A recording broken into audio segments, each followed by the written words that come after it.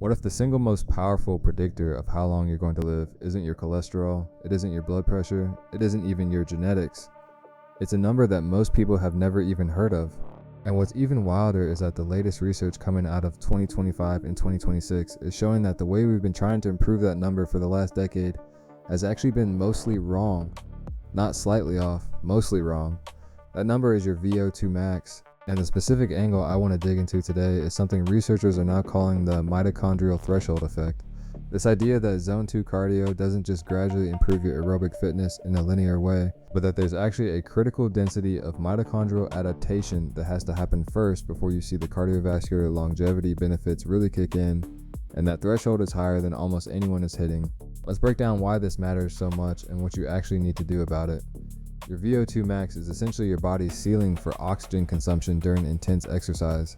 It's measured in milliliters of oxygen per kilogram of body weight per minute, and a landmark analysis published through research at the Cleveland Clinic confirmed what many longevity physicians had been suspecting, that going from the bottom quartile to even just the above average category for VO2 max reduces all-cause mortality risk by somewhere between 45 and 70%.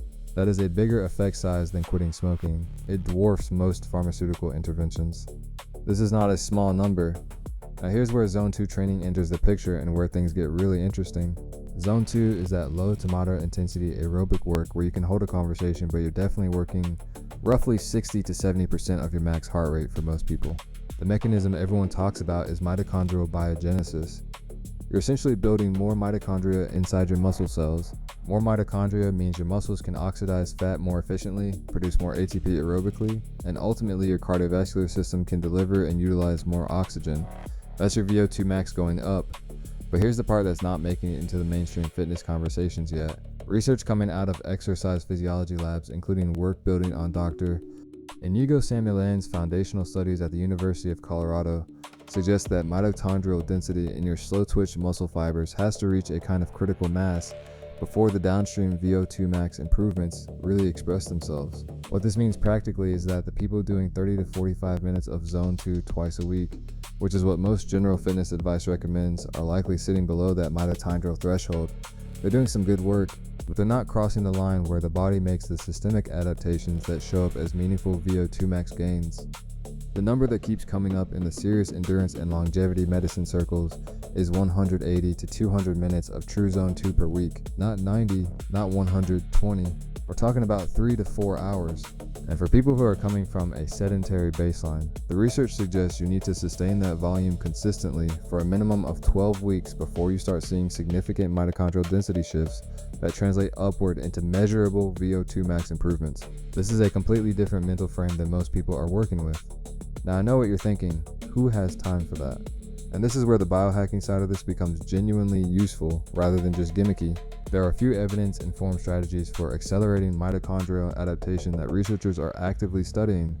First, fasted Zone 2 training. When you do your low-intensity cardio in a fasted state, you're forcing the body to rely almost exclusively on fat oxidation, and several studies suggest this amplifies the PGC1 alpha signaling pathway, that's essentially the master switch for mitochondrial biogenesis. Second, heat exposure post-training, specifically sauna use immediately following Zone 2 sessions, appears to extend the hormetic stress signal and may compound the mitochondrial adaptation response. Third, and this one is newer, there's emerging work around red light therapy and its interaction with cytochrome C oxidase inside the mitochondria. Essentially the idea that photobiomodulation may support mitochondrial efficiency between training sessions. None of these replace the volume. Let me be crystal clear about that. You cannot biohack your way out of putting in the Zone 2 hours. But layered on top of a serious volume commitment, these strategies may help you reach that mitochondrial threshold faster and push your VO2 max higher over time. Here's the practical takeaway you need to walk away with today. If you are serious about using VO2 max as a longevity lever, and given the mortality data you absolutely should be, you need to audit your actual Zone 2 volume right now, not what you think you're doing. What your heart rate data actually shows. Are you hitting 180 minutes a week? Are you sustaining that for months at a time? If the answer is no, that is your number one intervention, not your supplements, not your cold plunges, not your continuous glucose monitor. Zone 2 volume is the liver, and if you want the full structured protocol I've put together based on the latest research, including the 12-week Zone 2 ramp schedule, the specific fasted training windows, the sauna timing stack, and how to actually test your VO2 max at home without a lab. I've broken all of it down in this week's newsletter. It's completely free, it goes out every Wednesday, and it's where I share the deeper research and the actual protocols that I don't have time to fully unpack in these videos. The link to subscribe is right below this video in the description. Go sign up, and I'll see you inside.